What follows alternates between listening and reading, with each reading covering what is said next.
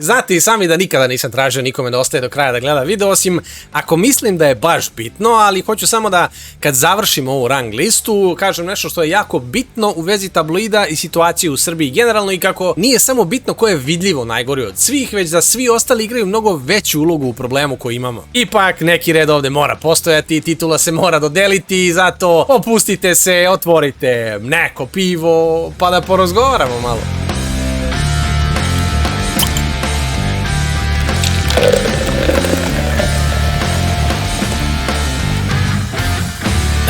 Danas pravimo rang listu srpskih tabloida od najgoreg ka još gorem. Uzeo sam inače zvanična istraživanja koje su već rađena, ali sam na to dodao i neke bitne stvari koje izdvajaju svaki od ovih listova i stavljaju ga na mesto na kojem jeste. Također nisam teo baš puno da obraćam pažnju na ono estrada, reality, gluposti koje se pišu ono mršavljanju, dijetama i skincare rutinama, to je osnovno ono da se laže svaki dan i pričaju gluposti pa je nemoguće ispratiti jer ono to bi Blic uvek bio prvi, ali da počnemo lagano sa prvim delom moje priče, a to je rang lista. Na 6. mestu su večernje novosti. 197 manipulativnih naslova, od čega 157 nepotpisanih. Vučić na naslovnicama 160 puta, izdavač NID novosti potpisao ugovore vredne oko 986.000 evra. Formula je u suštini uvek ista, svaka domaća kriza objašnjava se strancima. Hrvatska i njene službe zakuvavaju blokade, šta ti znam, Britanci pripremaju vladu eksperata, USAID godinama uradi na krunjenju Srbije iznutra, fazon cela vlada, brat, se finansira od USAID-a, 70 godina star list, nekad najtiražniji u ovoj zemlji, danas ima jedan jedini, da kažem, urednički refleks, a to je da pronađe stranca kom će prikačiti sve ono što SNS zajebe. Pa 5. mesto, politika. 253 manipulacije, Vučić na naslovnoj 188 puta, uvek sve pozitivno, zajedno s novostima je u vlasništvu smederevskog biznismena Bobana Rajića. Te dve firme su, a još 2025. godine iz javnih para uzele skoro 480.000 evra. Također u njihovom vlasništvu su i sportski žurnal, sada i NIN, večernje novosti, radio novosti, a ostale firme su im Rajić Invest, RC, BGD, Čoka Holding, Kafana Ruski car. Oba ova tabloida drži Medija 026, registrovao advokat Igor Isilević, koga istraživački mediji povezuju sa ministrom financija Sinišom Malim, Anom Brdović, Nikolom Petrovićem koji je kum Aleksandra Vučića i Zvonkom Veselinovićem. E sad, od konkretnih ispada večernje novosti i politike imaju vrlo malo, ali oba ova lista su jako stari listovi koji su nekad bili najtiražniji u cijeloj Jugoslaviji. Kad takav list napiše da su studenti i strani plaćenici, toliko puta to prolazi kroz filter na koji Informer ne može nikada da računa, na primjer. Nema vrištećih naslovnica, nema konjskih glava i kolegijuma, retarda, ima bolno podsjećanje da će opet doći rat i da će neko s polja, šta ti ja znam, najviše Hrvati, jel, da nas reše iznutra. To ono što sam pričao, mnogo opasnije od nekih koje mi znamo. Pa idemo na 4. mesto, kaže Srpski telegraf. 294 manipulativna teksta na naslovnicama, a Vučić na njima 254 puta, najviše od svih 6 listova.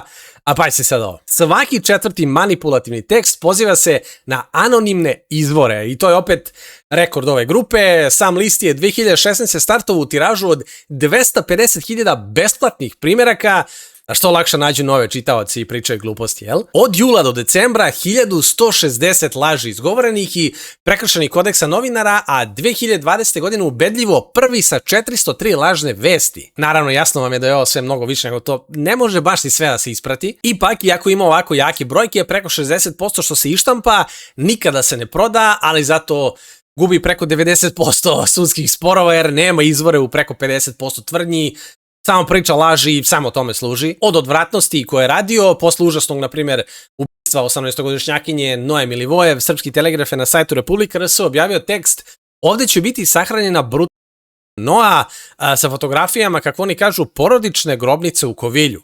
Ta porodična grobnica nema veze s njihovom porodicom. 2020. godine su delili iskaze informacije iz istrage slučaja deteta koje je 2020. godine bilo oteto i hvalili se time kako oni jedini imaju te informacije zajedno sa Informerom, što je moglo ozbiljno da ugrozi istragu. Također ono što sam ja primetio je da, na primjer, kad god izveštavaju ono Kavački, Škaljarski klan i tako dalje, uvek su Škaljarci krivi za sve. Na 3. mestu je Kurir, po broju manipulacija na naslovnicama ima 191 u toku 2025. što zvuči skromno ovako za početak kad se krene, godine, za pola godine od jula do decembra napravio je 1318 prekršaja u 811 tekstova i to ga stavlja na treće mesto u cijeloj zemlji po eto moje nekoj rang listi.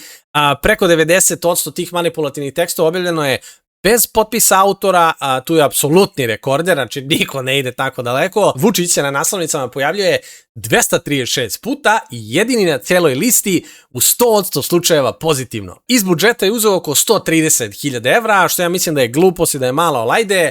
Najbitnija stavka je ipak vlasnička jer je Telekom Srbija, državna firma, zvanično preuzeo većinski deo Kurira. Od odvratnosti koji su radili je intervju sa malčanskim Berberinom 2019. godine, koji inače čekao da bude objavljen kada ovaj opet napravi sledeći zločin, znači urađen je ranije i objavili su kad je oteta 12-godišnja Monika Karamanović. Kad se u žitištu desilo masovno ubistvo, Kurir je na naslovnoj strani objavio fotografije tela stradalih, a video na sajtu. Imali su i Danicu Maksimović slike sa nudističke plaže bez njene dozvole, zvanje faraona u emisiju i deljenje njegovo, ne znam, informacija maloletnog deteta i šta je radio tako dalje sa novinarima. Da ne pričam naravno o tome što je 9. maja 2023. posle u osnovne škole Ribnikar, 5 dana posle Dubone i Malog Orašja, Kurir uz novine delio poklon iznenađenja, među njima su bili kuhinski noževi zakačani u kesicu onako na naslovnoj strani. E sad, drugo mesto, aj šta mislite šta je drugo mesto? Evo, 10 sekundi nek odbrojava ovde na ekranu i napišite mi, nemojte da brišete ako ćete ostavljati komentar. Znači, drugo mesto u Srbiji je Informer. Zvanično po svemu što se meri, nije skroz najgore, ali ima skrivene talente, da tako kažem. 399 manipulacija na naslovnicama, 1456 prekršaja kodeksa za pola godine, skoro 192.000 iz budžeta, samostalna je televizija, ima oko 38 prijava građana, što ja mislim da je čista glupost i da nije ni 2% realne cifre, ali ajde, i dalje više nego bilo ko drugi osim Pinka, o Happy TV da ne pričam, tu se i policija zove redovno. Što se tiče onih talenata o kojima sam pričao, tužbe protiv njih su dobili između ostalih Slobodan Georgijev, urednik Birna, Dragan Đilas, Jelena Obućina novinarka, Olivera Kovačević novinarka, Inicijativa mladih za ljudska prava, pa Vladimir Štimac $1.000.000, kao i studenti Lazar i Luka Stojaković. Mislim, ima stvarno još toga, ali ne mogu, brate, toliko daleko da idem. Lično, Gagi je pravosnažno osuđen zbog 2 tvita u kojima je novinara Jugoslava Ćosića nazvao šiptarskim plaćenikom i kažnjen sa $200.000. On je to kao odbio da plati, teo da ide u zatvor, pa su platili za njega, fore i fazoni. Također svi znamo za one erotske fotografije glumice gde su rekli da je Kolinda Grabar-Kitarović, u pitanju je bila neka Amerikanka. Pa u septembru 2022. intervju sa serijom od sat vremena u kojem je on čak pretio i samim novinarkama koje su ga intervjuisale tada. Pa ne znam, gde su tražili hapšenje novinara N1 i Nove i tako dalje i rekli policiji, ne znam, hapsi rebra, izlomi i tako dalje, tužilaštvo ništa. Također, Informer ima sopstvenu obaveštenu službu koja se zove Gosility, gledalačko obaveštena služba Informera i čine gledaoci, čitaoci, čitaj batinaši i voajeri. Ne znam da li je to skroz dozvoljeno, ali ovo je Srbija, tako da koga briga. Da ne pričam naravno o čuvenom kolegijumu kretenskom koji po onome što svi možemo da vidimo izgovara više laži po minutu nego što svi drugi izgovore za ceo dan, a širenje mržnje i dizanje tenzije im je glavni razlog zbog kog postoje. Ipak, na prvom mestu imamo Alo. I sad pazite, po suvim brojkama, ne samo po onome što ću nakon toga reći, Alo je također prvi u poslednjih par godina, jer ima 529 manipulativnih tekstova na naslovnicama u 2025. godini, najveći broj koji je raskrinkavanje ikada izmerilo kod jednog lista od kad prati štampu, 2004 prekršaja kodeksa u 1205 tekstova za pola godine, a također i najviše prekršaja u 3 meseca ikada zabeleženo. Sve ovo je više od svih dnevnih novina u zemlji, 416 strana plaćenih oglasa, opet najviše i tu preko 143.000 evra iz budžeta, ja mislim da to opet nije realno, da je malo. 80% sadržaja mu je unutrašnja politika, Vučić na naslovnici 202 puta, a ljudi koji protestuju na naslovnicama su blokaderi, huligani, fašisti, teroristi i ostalo. E sad, zašto je Alo najopasnija stavka na cijeloj listi? Vlasnik mu je Saša Blagojević, čovjek koji je do 2017. bio potpuno nepoznat u medijskom svetu, a danas preko svojih firmi za početak drži Studio B. 24. decembra 2025. osnovao je firmu Best Media Team u kojem barem 10% suvlasništva ima i Vrati konju glavu lično za čitavih 10.000 dinara je to dobio, a 6 dana kasnije ta firma već imala 2 televizije, TV5 iz Užica kupljena je za 50.000 evra i regionalna Love Plus za 48.500 i to istog dana. Za nekoliko meseci portfolio je narastao za još nekoliko medija iz Užica, Čačka, Priboja, Valjeva, Bačke Palanke, Zrenjanina, Loznica, Kikinde i Ivanjice, a suvlasnik je sa 50% vlasništva u radiju Hit, Karolina, Lola, Jat i TDI, a ima i Pogled.me u Crnoj Gori. Alo ima najveću zaradu na reklamama, a pazite sad ko su naručioci. RTS, Pošta Srbije, Elektroprivreda Srbije, Ministarstvo financija, opština Vračar, opština Bač. To su vam 6 najjačih. Od prekršaja ima brdo toga, jako su slični ponašanju Informera, vrlo slični naslovi i naslovnice generalno, ali ne mogu toliko stvarno traje video. Sad, znam šta ćete svi da kažete, jeste brate, to je medija grupa, a Informer je jedan tabloid koji radi ono odvratne stvari.